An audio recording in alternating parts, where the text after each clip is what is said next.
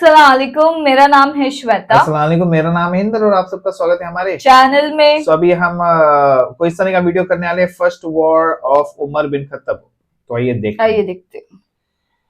Umar bin Khattab रज़ी अल्लाह तआला अन्हु बहुत ही क्रूशियल टाइम पर मुसलमानों के दूसरे खलीफा बने, क्योंकि एट द सेम टाइम मुसलमान उस वक्त दुनिया के सबसे बड़े सुपर पावर्स रोमन और पर्शियन एम्पायर से लड़ रहे थे। इन तीनों एम्पायर्स में फर्क ये था कि रोमन एम्पायर पिछले 1000 साल से दुनिया की सबसे बड़ी सुपर पावर थी और पर्शियन एम्पायर भी पिछले 800 साल से दुनिया की दूसरी बड़ी सुपर पावर थी। और इन दोनों से एक ही टाइम पर लड़ कौन रहा था? मदीना की रियासत, जो इस सब से सिर्फ कुछ ही सालों पहले बनी थी। लेकिन इन सब चीजों से डरने के बजाय हजरत उमर और बाकी सहाबा ने पहले खलीफा हजरत अबू बकर को रसूलुल्लाह सल्लल्लाहु अलैहि वसल्लम के पास दफना दिया, जिसके बाद पहली बार हजरत उमर मुसलमानों के खलीफा बने। नाउ जब मोहम्मद सल्लल्लाहु अलैहि वसल्लम जिंदा थे तो लोग उन्हें रसूलुल्लाह के टाइटल से पुकारते थे, लेकिन उनकी वफात के बाद लोग कंफ्यूज हो गए कि अब अबू बकर रज़ियल्लाहु तआला अन्हु के लिए कौन सा टाइटल यूज किया जाए। तो हजरत अबू बकर रज़ियल्लाहु तआला अन्हु ने अपने लिए बादशाह, सीजर और किसरा जैसे टाइटल्स छोड़कर खलीफा का नाम चूज किया। और अब हजरत अबू बकर के बाद हजरत उमर ने अपने लिए अमीरुल मोमिनीन का टाइटल चूज किया। जब हजरत उमर रज़ियल्लाहु तआला अन्हु खलीफा बने तो मुसलमानों की एक फौज खालिद बिन वलीद की लीडरशिप में रोमन एम्पायर में लड़ रही थी और एक दूसरी छोटी फौज पर्शियन एम्पायर में थी। लेकिन हजरत उमर को रोमन एम्पायर की फौज से ज्यादा पर्शियन एम्पायर की फौज की फिक्र थी, क्योंकि वहां खालिद बिन वलीद जैसा जनरल मौजूद नहीं था। खलीफा बनने के बाद जब उन्होंने देखा कि पूरे अरब से लोग उनके हाथ पर बैत करने के लिए मदीना आ रहे हैं, तो उन्होंने इस टाइम को यूज करके पर्शियन एम्पायर में मुसलमानों की मदद के लिए एक नई फौज जमा करना शुरू कर दी। लेकिन यहाँ एक बहुत बड़ा मसला हुआ कि हजरत उमर मस्जिद नबवी में बार बार मुसलमानों को जिहाद की तरफ बुलाते रहे, लेकिन पहली बार उन्होंने देखा कि पर्शियन एम्पायर से लड़ने के लिए मुसलमानों में कोई भी तैयार नहीं था। और ये इसलिए नहीं था कि मुसलमान लड़ लड़ कर थक चुके थे, बल्कि इसलिए क्योंकि उन्हें पता था कि खालिद बिन वलीद पर्शियन एम्पायर में नहीं बल्कि रोमन एम्पायर में, और उनके बगैर कोई भी जंग जीतना इम्पॉसिबल है। ये देखकर हजरत उमर समझ गए कि अब जो ये नए मुसलमान हैं, इनका यकीन और ट्रस्ट अल्लाह की बजाय खालिद बिन वलीद के साथ ज्यादा अटैच्ड, जो मुसलमानों की इस एम्पायर के लिए बहुत बड़ा मसला था। 3 दिनों के बाद हजरत उमर ने एक दिन बहुत सख्त गुस्से के साथ स्पीच की, तो उनमें से एक मुसलमान अबू उबैद, जो सहाबी भी नहीं थे, खड़े हुए और कहा मैं जिहाद के लिए तैयार हूँ। जिसके बाद आहिस्ता आहिस्ता और भी लोग आगे आने लगे। तो हजरत उमर रज़ियल्लाहु तआला अन्हु ने 1000 की फौज बनाई और उसका लीडर अबू उबैद को बनाकर पर्शियन एम्पायर की तरफ रवाना किया। लेकिन ये एक बहुत बड़ा रिस्क था, क्योंकि अगर ये फौज पर्शियन एम्पायर से हार जाती तो उसके बाद खालिद बिन वलीद के बगैर मुसलमान कभी जंग नहीं लड़ते। और ऐसा ही हुआ, ये फौज पर्शियन एम्पायर में बहुत ही बुरी तरह हार गई। बट वेट, ये फौज अभी रास्ते में अभी तक पहुंची नहीं है। जब ये फौज पर्शियन एम्पायर की तरफ आहिस्ता आहिस्ता जा रही थी तो उधर रोमन एम्पायर में मुसलमानों ने खालिद बिन वलीद की लीडरशिप में उस जमाने के शाम, सीरिया की सबसे इंपॉर्टेंट सिटी दमास्कस को हर तरफ से घेर चुके थे। और इस फौज को काफी अरसे तक पता ही नहीं था कि अबू बकर रज़ियल्लाहु तआला अन्हु वफात पा चुके हैं और उनके बाद मुसलमानों का नया खलीफा हजरत उमर बने हैं। तो खालिद बिन वलीद की लीडरशिप में ये फौज कई दिन तक कोशिश करती रही कि किसी तरह इस किले के अंदर घुस सके, लेकिन दमास्कस कोई आम सिटी नहीं थी। इसे उस जमाने में पैराडाइज ऑफ सीरिया कहा जाता था, मतलब सीरिया की जन्नत। और अब तक अरब अपना सबसे बड़ा इंपोर्ट इसी सिटी से किया करता था, मतलब दमिश्क इस इलाके में सबसे पावरफुल सिटी थी। और उस जमाने में ये अरबों के लिए ऐसी सिटी थी जिस तरह आज लोगों के लिए न्यूयॉर्क हो। तो मुसलमानों ने उस वक्त की सबसे पावरफुल सिटी दमिश्क को हर तरफ से घेर लिया था। और खालिद बिन वलीद ने इस सिटी के हर मेन गेट पर अपने सबसे बेस्ट जनरल्स को खड़ा किया था, जिनमें से एक जनरल का नाम अबू उबैदा इब्न जर्राह था। आखिर बहुत कोशिश करने के बाद भी दमिश्क फतह नहीं हो सका, लेकिन फिर एक दिन अचानक दमिश्क से एक आदमी खालिद बिन वलीद के पास आया और उसे बताया कि कुछ ही दिन पहले दमिश्क के लीडर के घर बेटा पैदा हुआ है, जिसे सेलिब्रेट करने के लिए उन्होंने एक बहुत बड़ी पार्टी रखी, जिसमें रोमन एम्पायर की फौज को भी बुलाया। और इस पार्टी में ये सब इतनी शराब पियेंगे कि कोई भी अपने होशो हवास में नहीं रहेगा।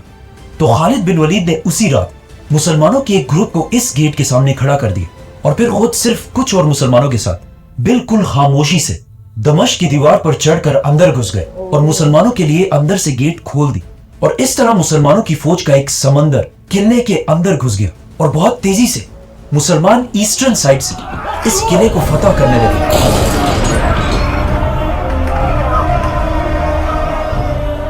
लेकिन इस किले का जनरल इस सिटी के दूसरे साइड पर बैठा हुआ था, तो जब उसे पता चला कि अब उसके पास कोई ऑप्शन नहीं है और मुसलमान किले में घुस चुके हैं और कुछ ही देर में मुसलमान इस पूरे सिटी को फतह कर लेंगे, तो उसने जल्दी एक लेटर मुसलमानों के दूसरे बड़े जनरल अबू उबैदा की तरफ भेजा कि मैं इस सिटी को मुसलमानों के सामने सरेंडर कर रहा हूं, सिर्फ एक शर्त पर कि मुसलमान कोई माल गनीमत नहीं लेंगे।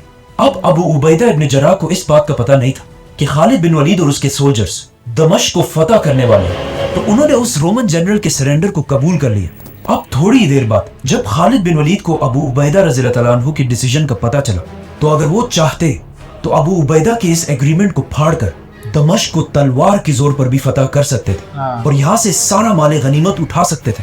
लेकिन खालिद बिन वलीद ने अबू उबैदा के एग्रीमेंट को मानकर अपनी सारी फौज को पीछे हटने का हुक्म दिया और इस तरह दमास्कस उस जमाने की सबसे ताकतवर सिटी हजरत उमर के कंट्रोल में आई। नाउ ये सब कुछ तो यहाँ रोमन एम्पायर में हो रहा था, लेकिन इस सब से बहुत दूर पर्शियन एम्पायर की तरफ जो फौज रवाना की गई थी वो बिल्कुल पहुंचने ही वाली थी। और पहुंचने के साथ ही अबू उबैद ने देखा कि पर्शियन एम्पायर सामने से बहुत बड़ी फौज तैयार कर चुकी है। जब अबू उबैद मुसलमानों की फौज लेकर पर्शियन एम्पायर पहुंचे, अबू उबैद नॉट अबू उबैदा, ये दो डिफरेंट शख्सियात हैं। अबू उबैद और उनकी फौज ने पर्शियन एम्पायर पहुंचकर देखा कि पर्शियन बादशाह ने खालिद बिन वलीद की एब्सेंस में मुसलमानों के खिलाफ 3 बहुत बड़ी फौजें तैयार की है जो बहुत तेजी से मुसलमानों की तरफ बढ़ रही हैं। आखिर मुसलमानों और पर्शियन फौज इस ब्रिज के सामने एक दूसरे के आमने सामने हुई, तो पर्शियन जनरल ने मुसलमानों को ये ऑफर दी कि या आप ब्रिज क्रॉस करके इस तरफ आए और या हमें उस तरफ आने दे। अब यहाँ अबू उबैद से एक बहुत बड़ी गलती हुई, उन्होंने अपने मुसलमान जनरल्स की बात नहीं मानी और खुद मुसलमानों की फौज को ब्रिज क्रॉस करने का हुक्म दिया। अबू उबैद खुद सहाबी नहीं थे और इनकी एज भी बहुत कम थी। जब हजरत उमर रज़ियल्लाहु तआला अन्हु ने इन्हें मुसलमानों की फौज का जनरल बनाया, तो सहाबा ने कहा कि आप इसे नहीं बल्कि किसी सहाबी को जनरल बनाए। लेकिन अबू उबैद वो वाहिद इंसान थे जो सबसे पहले जिहाद के लिए खड़े हुए थे, इसीलिए हजरत उमर ने इन्हें एक ऐसी फौज का कमांडर बनाया जिसमें इनके अंडर बहुत सारे सहाबा कराम भी थे। आखिर मुसलमानों की फौज जो ऑलमोस्ट 9000 थी, उन्होंने ब्रिज क्रॉस कर ली और जंग शुरू हुई। रोमन एम्पायर में दमास्कस और पर्शियन एम्पायर की हीरा सिटी फतह करने के बाद अब दुनिया में हर कोई मुसलमानों को एक सीरियस थ्रेट समझने लगा था। तो जब अबू उबैद ने अपने घुड़सवारों हॉर्समैन को पर्शियन एम्पायर पर हमले का हुक्म दिया, तो वो सामने पहली बार पर्शियन एम्पायर की फौज में हाथियों को देखकर बिल्कुल डर गए और आगे बढ़ने के बजाय पीछे भागने लगे। ये देखकर पर्शियन एम्पायर ने मुसलमानों पर हमला कर दिया और उनके हाथी बहुत सारे मुसलमानों को शहीद करने लगे। एक हाथी ने तो इवन अबू उबैद को उनके घोड़े से गिरा दिया और फिर उनके सीने पर पांव रख के बिल्कुल क्रश कर दिया। ये हिस्ट्री में पहली दफा था कि किसी जंग में मुसलमानों के जनरल को शहीद किया गया।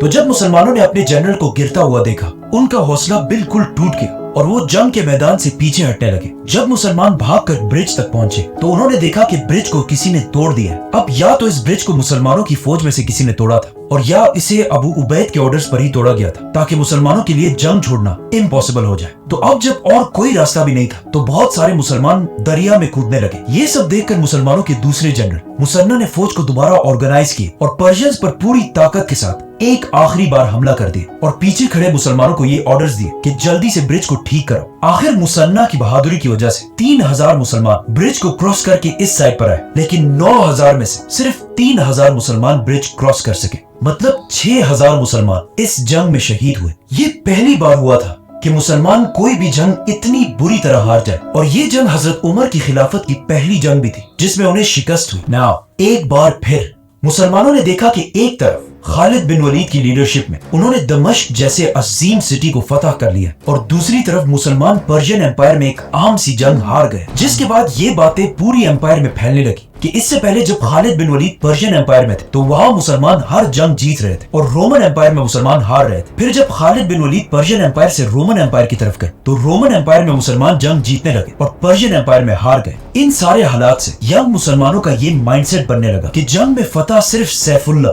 खालिद बिन वलीद की लीडरशिप में ही मिल सकती और उनके बगैर चाहे जो भी हो जंग नहीं जीत सकते। तो जब खालिद बिन वलीद मुसलमानों की फौज के जनरल होते थे तो उनकी फौज भी फुल मोराल के साथ लड़ती थी, लेकिन जब खालिद बिन वलीद नहीं होते थे तो मुसलमान उस पैशन के साथ जंग नहीं लड़ते थे। इन सारी बातों का मदीना में बैठे मुसलमानों के खलीफा हजरत उमर रज़ियल्लाहु अन्हु को बहुत अच्छी तरह पता था। तो इन सारे हालात को कंट्रोल करने उन्होंने एक बहुत ही सख्त डिसीजन ली कि अब टाइम आ गया है कि मुसलमानों के इस फौज के अजीम जनरल खालिद बिन वलीद को उनकी पोजीशन से हटा दिया जाए और उनकी जगह एक नया आर्मी चीफ लगाया जाए।